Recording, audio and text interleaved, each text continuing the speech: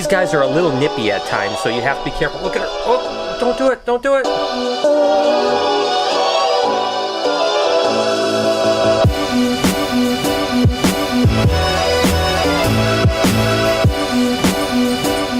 Hey, good morning, everybody. Welcome to the vlog. Today, again, I'm here at BHB, I think for another 3 or 4 days, which is absolutely awesome. It's going to be really a lot about pulling colubrid clutches because things are starting to heat up here with egg production. So I have a bunch of clutches to pull, and I'm going to bring you guys along on it. You're the ones that said you like when I pull eggs. So, hey, you got to remember, these eggs will eventually turn into baby snakes, which is going to be awesome, and I cannot wait to share that with you. But it is going to be a busy day. I'm really not sure what else is going on, but we're going to make it an awesome day. What do you say we have a great day together, and let's get this thing started. What do you guys say we go collect some colubrid eggs? It's definitely a snake eggy type of day. I don't even know what that means, to be honest with you. But anyways, let's go ahead and collect some clutches really quick. We have a scaleless Texas rat snake here. Let's see what she's got going. Ooh, look at that. That is a nice clutch of eggs. Wow, those are really nice. And you can see with this scaleless Texas rat, she has quite a bit of scales on him. Now, a scaleless snake can actually have some scales, but of course, a lot less scales than a normal scale snake. And they kind of paradox throughout. This happens to be a pretty scaled one. You can see them all the way down its dorsal and so like that. So let's try to just get her out here without her biting me. Oh, there you go, girl. Good girl. All right, we'll just set her down and get these eggs out of here. Oops, see that one egg rolling around like crazy in there? We'll get that set up the right way so that it's good. Oftentimes with colubrids, you've got to candle eggs. I mean, the females really do roll the eggs much more than pythons. So, and a lot of times colubrid eggs aren't as stuck together as most python eggs. In this case, you can see most of these eggs are stuck together, but this egg is loose, this egg is loose, a couple eggs up here are loose. And what we'll do is just do a real quick handle on them, make sure that they're 100%. So we'll get this in the box and move on. Next up would be a leucistic heifer scaleless bred to a leucistic scaleless Texas rat snake. Let's see what she's got going on. Oh, she's out of her egg box. And you can see the eggs are in here still. So we'll go ahead and look at how beautiful that animal is. Woo. That thing is gorgeous. I tell you, I love leucistic Texas rat snakes. They are just absolutely gorgeous. And again, 50% of this clutch will be leucistic scaleless, and 50% will be leucistic heifer scaleless, but they'll all be white snakes. Just half of them be white snakes without scales on them. Let's see what she's got. All right, she's got 2, 4, 6, 7 good eggs. Not too bad. 7 good eggs, no slugs. Looking good today. On to the next. This would be a black corn snake, het 4, scaleless. And look at what we got here. Ooh, that's a pretty nice clutch. I mean, there's not a ton of eggs, but those are nice, beautiful, pearly white eggs. Look at that. Ooh, look at that clutch right there.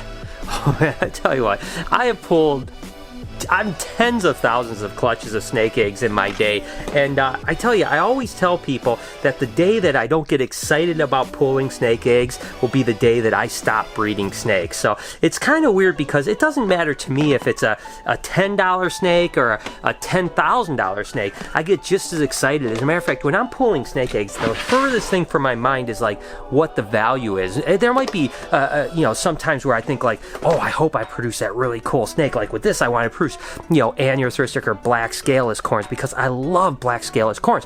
But it's not because they're worth money, it's because I love them. Does that make sense? So anyways, I just get so much enjoyment out of doing this, and the day I stop getting that enjoyment will be seriously the day that I just I'm out of here. So what a good clutch. Check it out. Look at that. Whew, that's good. 2, 4, 6, 8 beautiful eggs. This happens to be a het ghost scaleless corn snake. Look at her right there. Look at that. Ooh, that's a nice clutch of eggs right there, too. Good job, Mama. There you go, sweetheart. Back over there. All right. Go ahead, sweetie. All right. All right. I'm like a snake egg thief, right? I steal the snake eggs. But the truth is that in the wild, these snakes would literally lay their eggs, and within a day or two, they would just leave them. They're not like pythons that maternally incubate. Colubrid snakes literally just find an adequate place to lay their eggs, and then they, boop, they're out of there. I mean, they don't really stick around and care about them. And when those snakes hatch, they're on their own. There's no mama looking after them. So let's see what we got here. Let's see here. Whew. We have 2, 4, 6, 7 good eggs. Again, 7 eggs, no slugs. This has been a really good day. I mean, it's been really good for fertility. So these ghost glade rats are notorious for kind of having their eggs all over the place. Oh, this wasn't too bad, actually. Normally, I open up the cage when these guys lay. Oh, look at this little monkey here. Oh, what do you want to do, girl? Oh, okay. She's all tied up and stuff. What are you doing, girl? These guys are a little nippy at times, so you have to be careful. Look at her. Oh, don't do it. Don't do it. Oh, don't bite. Okay. Whoa. Get her back in her cage. There you go, sweetheart. She's awesome, man, but you could tell if you got too close she was going to take a nip. But normally they lay their eggs kind of all over the place. This is really nice. There's only one little egg that's a little bit apart, but that's a beautiful clutch. And again, these are Everglades rat snakes, but what they call really ghost Everglades, which is a similar mutation to the licorice stick black rat snakes, really, but a little bit different. But anyways, they're kind of a cool recessive mutation. But this is a nice clutch. Let's take a look. Let's see, we have, how many eggs do we have here? We have 2, 4, 6, 8, 10, 12 beautiful eggs. Nice clutch. Here's another leucistic Texas rat, but this is actually just a normal leucistic Texas rat, still bred to the scaleless stuff, but she's not het for scaleless. But look at how beautiful that white snake is. I mean, I tell you what, Texas rat snakes are really interesting animals, and the white ones, the scaleless and the normal white leucistics, are some of my favorite. Let's see what kind of eggs she has here. Okay. Well, you know, this is a really good chance to teach you guys something. See these eggs right here, how they're a little bit dimpled in? That's basically just drying out. So what happens is that we put these egg boxes on like this with the lids attached, but if a snake pushes the lid off like this, it starts to dry out. So this is sphagnum moss right here, and we keep the sphagnum moss damp, and when they push that lid off, obviously the air gets in there and it dries out, and then the eggs start to dry out a little bit. Now the good news is when they're a little bit desiccated or dented like that, all you have to do is get them in the bedding, and if you want, you can put a little bit of this moss on top of the egg, and they'll pop out within 2 or 3 days. So you can even lightly mist them with warm water, but I always suggest people to keep eggs a little drier than wet. You know, a dry egg will still hatch as long as it doesn't dent in and desiccate too much. A wet egg will drown and die. So there's your tip.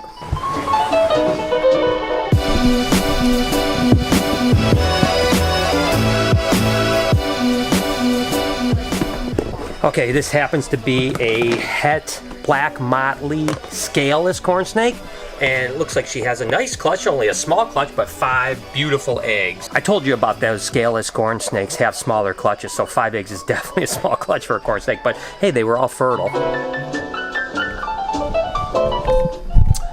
You may ask why I'm showing you that snake is because the next clutch I'm pulling is actually het for that type of snake. Of course, that's a salmon snowcorn, just a beautiful pink snowcorn. And this is a clutch that is fathered by a beautiful pink coral snow, and this is a het coral snow female. Take a look at that right there. That is a really beautiful clutch of eggs. Look at all those eggs right there. Try to get this female out without getting moss all over the place. Come on, girl. Good job, Mama. Oh, you did good. Oh, there you go, sweetheart. And you'll get an idea of the difference between those scaleless animals that weren't much smaller than that animal here. And look at the size of this clutch right here. That's a big, big difference, isn't it? Take a look at that. Set them right here.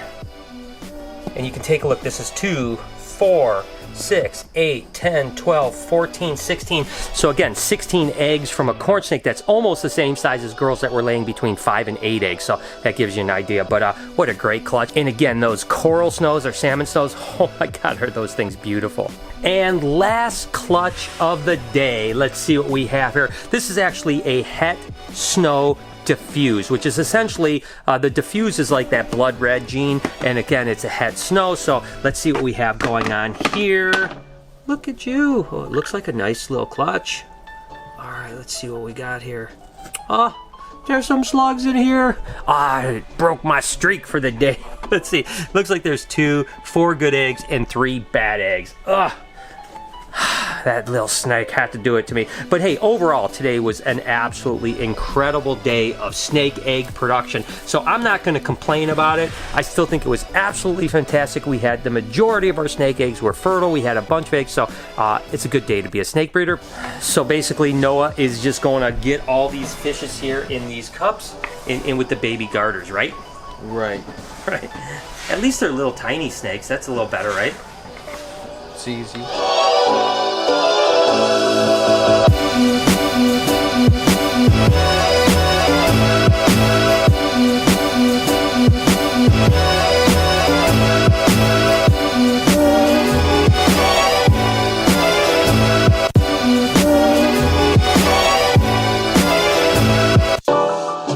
Hey, Lori. Yes. A lot of people commented on this particular thing here, free punch in the face, just ask. And of course that fits your personality perfectly. Zeusy, be quiet. Well, that was actually a gift that somebody gave me. A lot of the stuff on my door and in my office are gifts from friends that know me, know my personality, and my sense of humor. So what else is there? I'm sorry, my fault. I forgot you were an idiot. That's this one. Well, some of the stuff just I find online and it resonates. This one was for you. What's that? Read it. My husband, being unhappy with my mood swings, bought me a mood ring the other day so he could be able to monitor my moods. We've discovered that when I'm in a good mood, it turns green. When I'm in a bad mood, it leaves a big red mark on his forehead. Maybe next time he'll buy me a diamond. That is very true. Why is the one word scratched out? Well, that was a swear word. That was censored. Almost 7 billion people on the planet, and I only can tolerate about 10 at the most. Honestly, that's a very high number. It's a lot lower than that. No, I'm listening. It just takes me a minute to process so much stupid all at once. Honestly, I mean, there's people in my life that these resonate with. And then there's this one. Oh yeah, the crab is in. Yeah. Chewy actually. Chewy gave me that. Chewy actually. But I think that there's a trend here. Lori's tolerance level isn't exactly as good as. So there you guys go. I just figured I'd give you guys the rundown. There are also all other kinds of things in her office, and there used to be a whole wall that we had at our old building for stuff like this. So, but yeah, that's Lori's door for you guys. All right, so guys, I'm going to go ahead and shut the vlog down right here because it's been a really long day and it's getting pretty late. I'm going to go home and just kind of shut it down and relax a little bit. It's been really good to be at BHB for the last week or so. Again, we have a handful of days left here, and then we're heading to Tulsa, Oklahoma, to Safari Joe's this weekend. This Sunday is going to be absolutely epic. If you're in the Tulsa area, anywhere around, please come see me because we're going to have a great time at the Hot Rod and Reptile Show. So you guys make sure you get it out there if you can possibly come hang out with me and Lori and Noah, for gosh sakes. You guys have an amazing day. Thank you so much for tuning in. You guys are always amazing. Remember, I upload a video every day at 9 a.m. Eastern Standard Time, so make sure to tune in, and you can hit that notification bell if you'd like as well. Also, smash that like button. Make sure to be kind to somebody, and I promise I'm going to see you guys tomorrow.